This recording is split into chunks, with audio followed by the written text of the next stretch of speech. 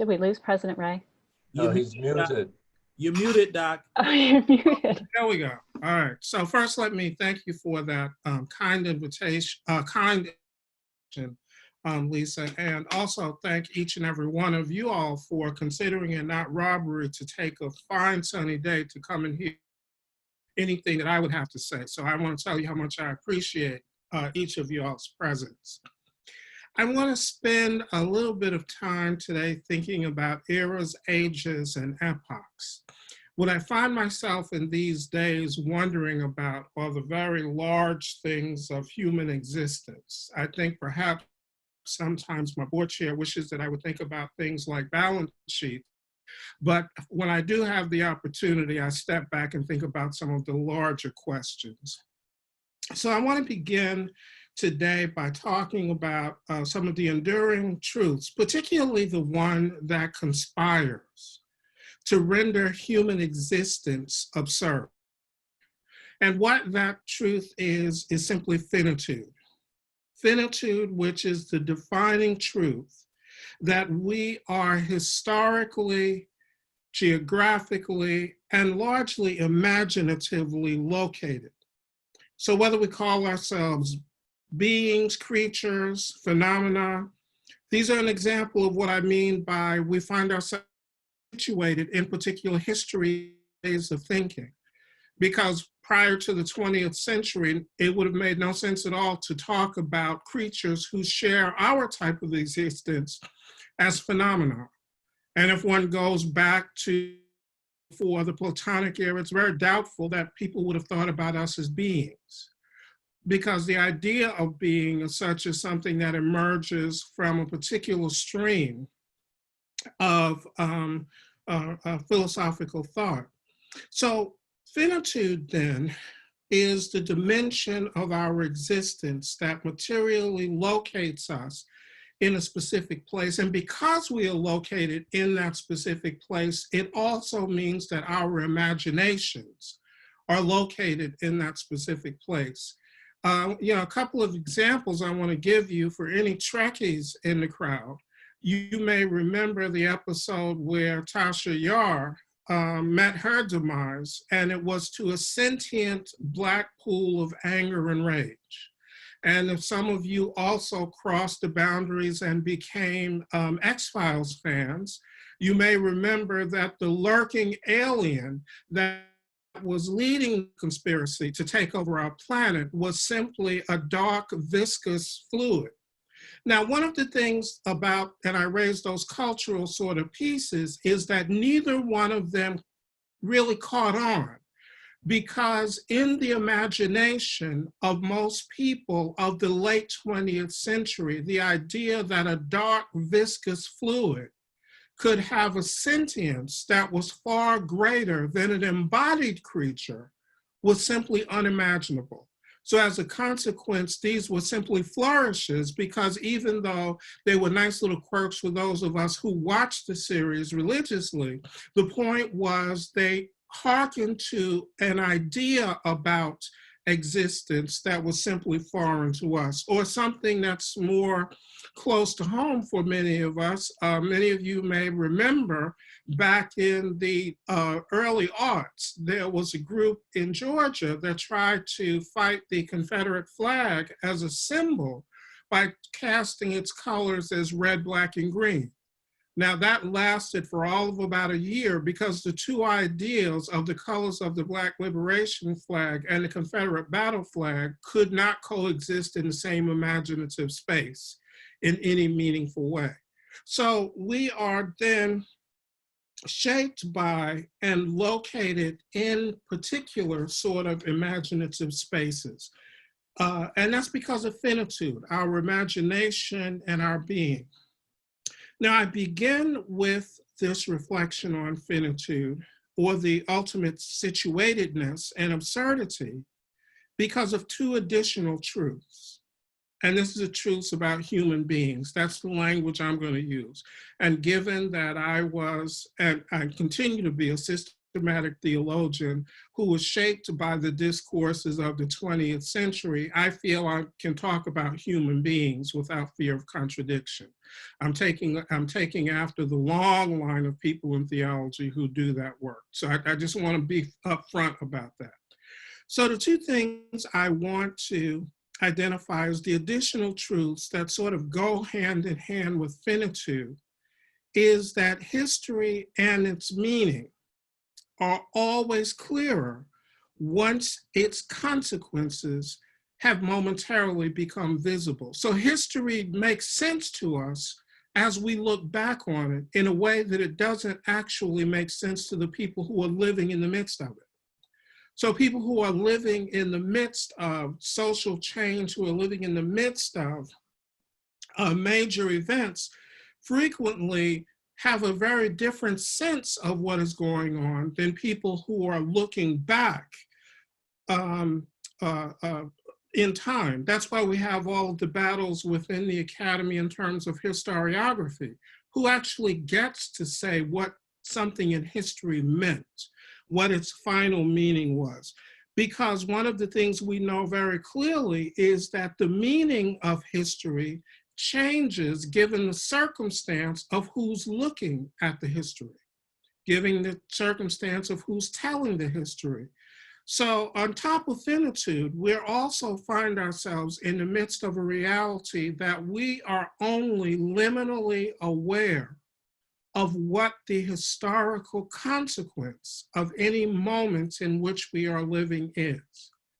We only have glimmers of what events mean, and we only have glimmers of what our lives on a personal level. Many of you know that I lost my father in May, and I want to express a significant thanks to all of those who sent kind remembrances and cards.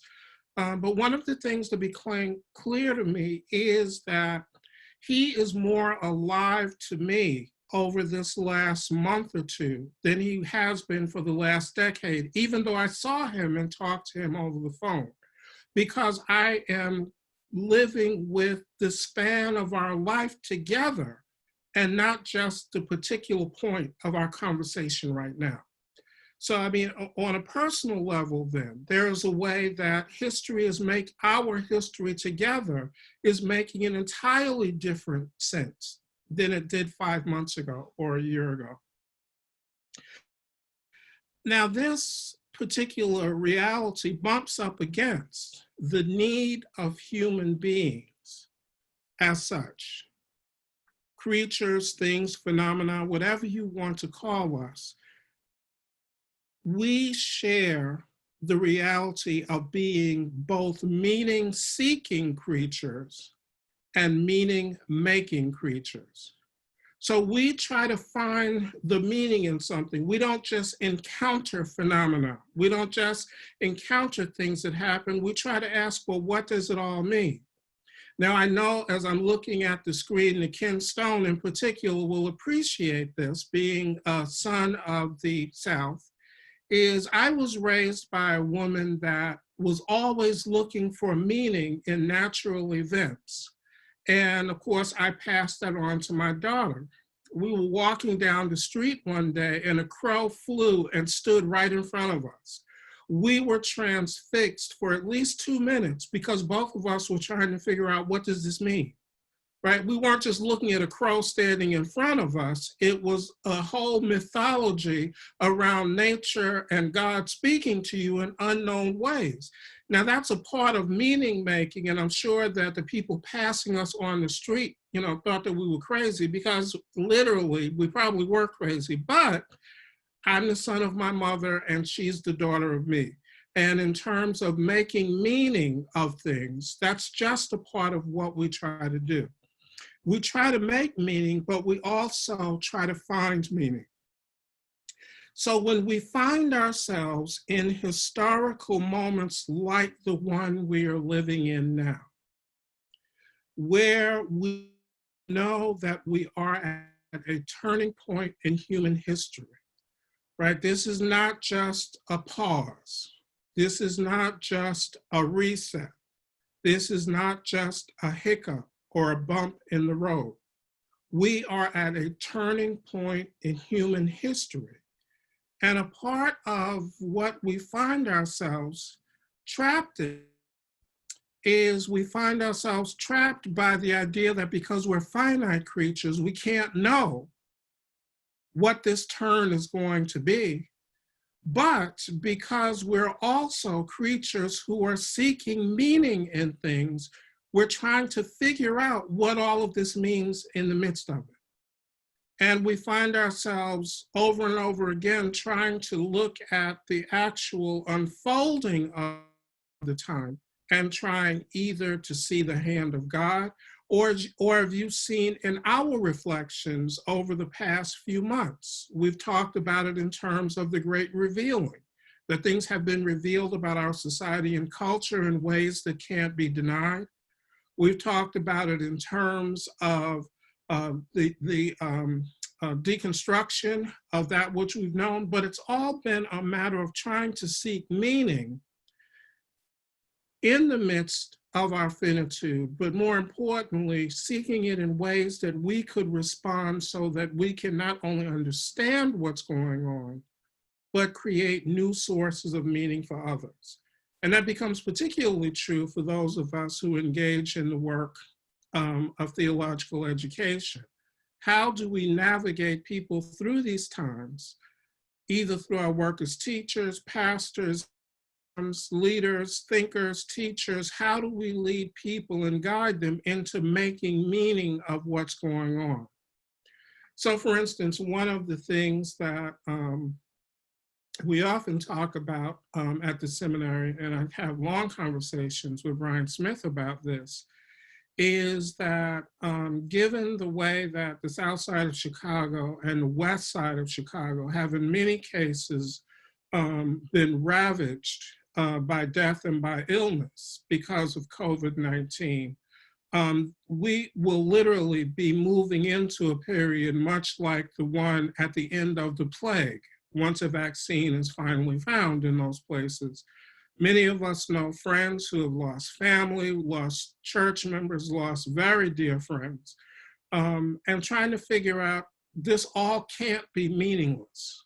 Their lives can't have meant nothing. So therefore, we are going to be and are trying to be about the work of helping people find some meaning in the midst of this devastation.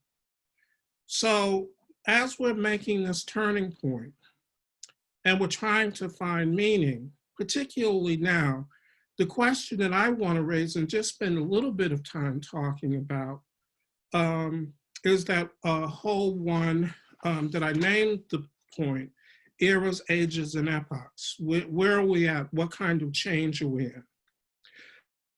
Particularly the religious among us are seeking meaning so that we can give some prognostication about where will this leave us? Where will this bring us, and where will we find ourselves? One of the things I particularly appreciate with the many close relationships I have with many Jewish friends and some that are near family, Rabbi Pupko, I'm thinking in particular, is that one of the things about the sturdiness of the Jewish faith is that they've been walking with God for about 5,000 years through the rise and fall of many empires. And there's a way that then questions don't arise whether or not God is with us. Because circumstances may change, but God's faithfulness doesn't. But us other religious folk are left finding ourselves, where is God in all of this? How is God going to be present in all of this? So where will this leave us? Now I want to suggest that as we try to answer these questions, we most readily reach back to archetypes and stories from history to try to help us make sense of things. So we use language like the pandemic is like the plague, as I just did a few minutes ago. Or we talk about the fundamental restructuring of society. And we use these to try to make sense of our contemporary moment. And I think that we use the stories particularly when we have a sense that we are coming to the end of things. Because one of the things that's very clear to us is that whatever is on the other side of this time in which we live will mean the end of very many things.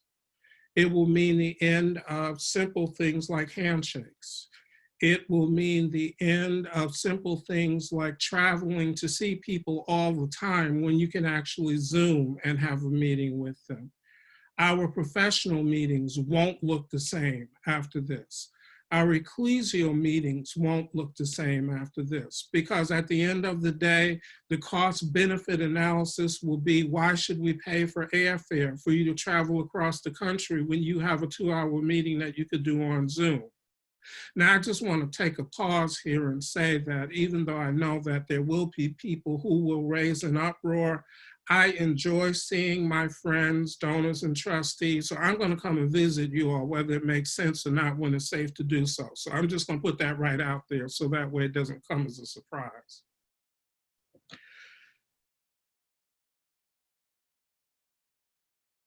So at the end of things, and we know that we're at the end of something now, we don't quite know what. We're at the end of something that leaves us trying to find meaning in it all, but doing so when we have the limits of our imagination and the limits of our reality buffeting us. So what we are faced with is whether or not at this moment we are living at the end of an era, the end of an epoch, or the end of an age. Because I want to remind you once again that when history begins to turn, the people who are living in that turning rarely know how deep and to what extent that turn is going to be. So whether we are simply changing from something like the Victorian era, so that morals will change, clothes will change, ways of social organization will change, but fundamentally the world will continue to exist, or whether or not it's going to be a bigger change. So let me give you an example of what I mean by the world will continue to be the same. One of the things that any of my students will tell you is that at some point, I have to remind them that Calvin and Luther weren't white guys, right? And the point was, because if you call them one to their face, they would have no idea what you were talking about, because that way of demarcating humanity as white people, as Black people, as yellow people, as red people had not yet arisen, because the encounter with the new world had not taken hold. So the entire human geography changed with the encounter of the new world, and with those in the place that we now call Europe, trying to define who and what they were over and against the world. Now, the reason why I say the place we call Europe is because, once again, if you went back to the Germanic tribes of the 2nd and 3rd century AD, and you told them, number one, that they were Germanic tribes, they'd have no idea what you're talking about. And number two, that the place that they lived was Europe, they would really be giving you a hard look, because that would make absolutely no sense to them, because the idea of a continent was something that would not have made any sense to them. So even though the land masses are the same, because our imagination changes, it actually shifts and changes the way we understand the world. Now, for the religious folk who are gathered here today, another great example is the Middle East. Now, I find it so interesting that there's a part of our planet that doesn't exist anywhere, right? Because the Middle East is the only place on this planet that's not on any continent. right? It's, at least in our imagination, it's the only place that exists as sort of in suspension from all the rest of the geography around it. So we don't know whether or not the kind of shift that changes our very understanding of the planet on which we live and the way we see other human beings is afoot, or whether or not it's going to be simply a change of era, that some things are going to change, but most things are going to stay largely the same. Or is it going to be the change of an age?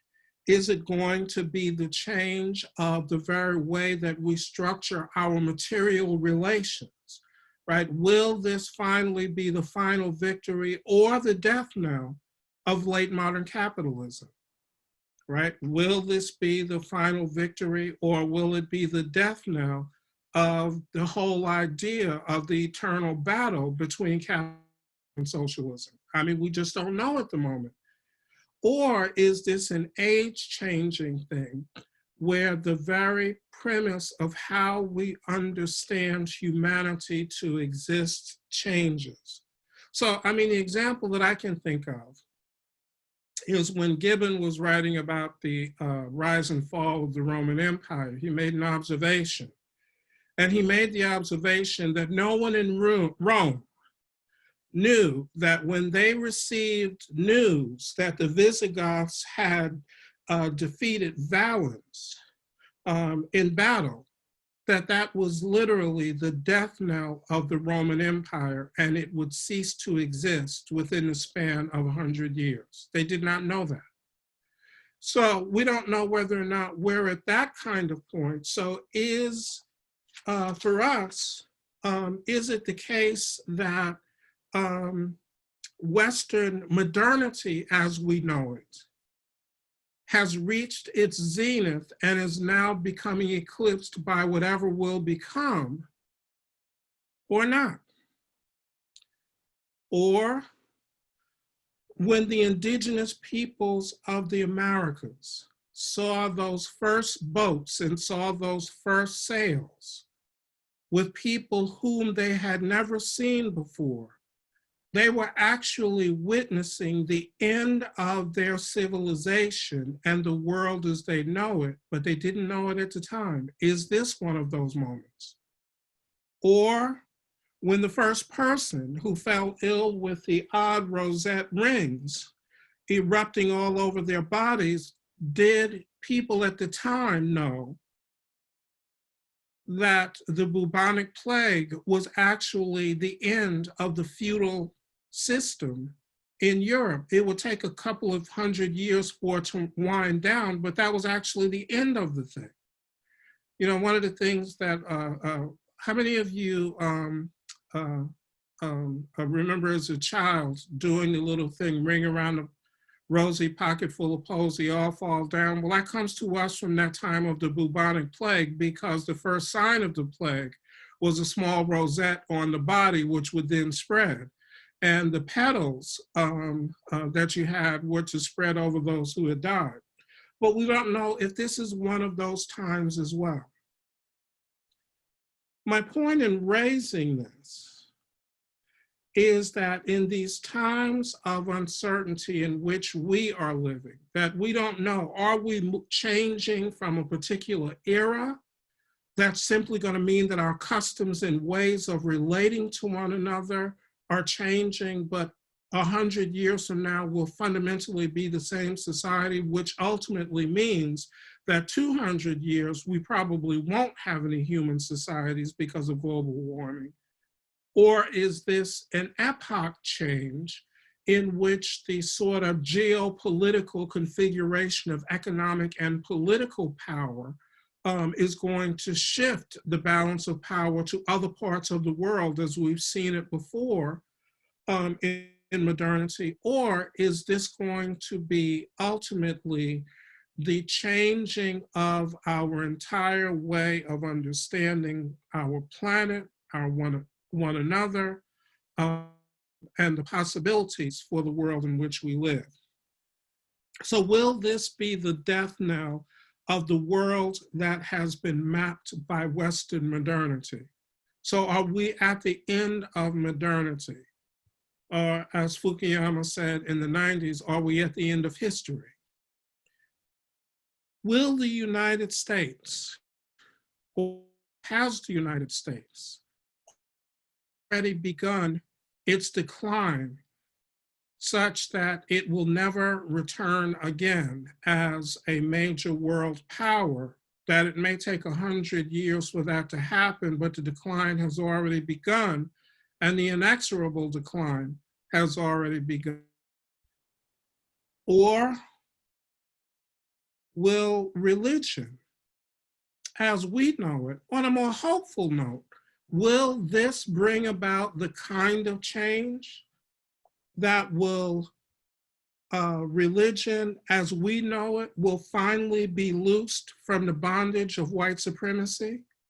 Will the deconstruction of the world be such that the bondage of white supremacy will be broken because the very social and imaginative systems which hold it in place will dissolve?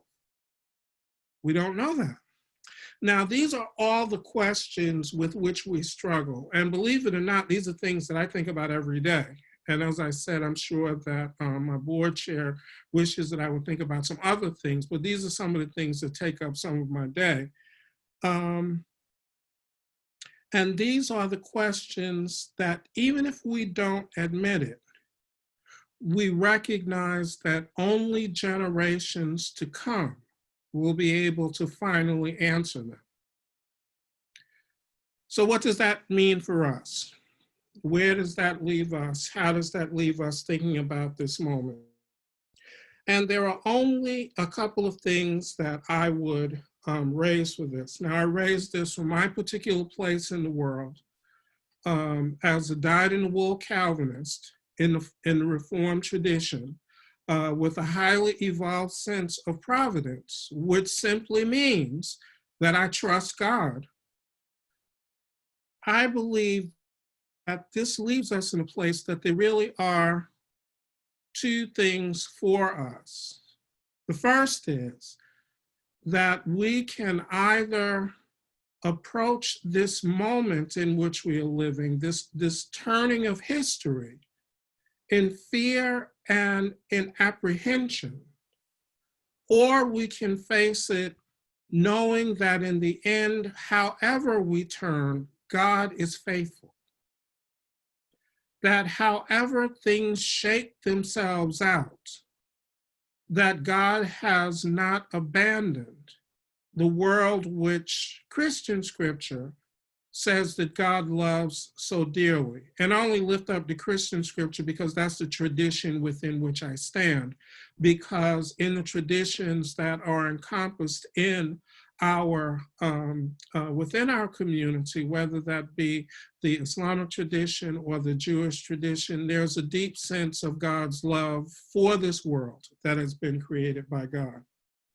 So that's the first thing, is that the simple faith is of God's, or the simple adherence or proclamation of God's faithfulness is what it is that at least I find that I hold on to in these times of uncertainty, in the times of not knowing quite how things are going to turn out, times when I find some joy, but I also find some trepidation, because I also know that when society changes, those who are least among us are going to be the ones who suffer most. That's just the way that the world unfolds.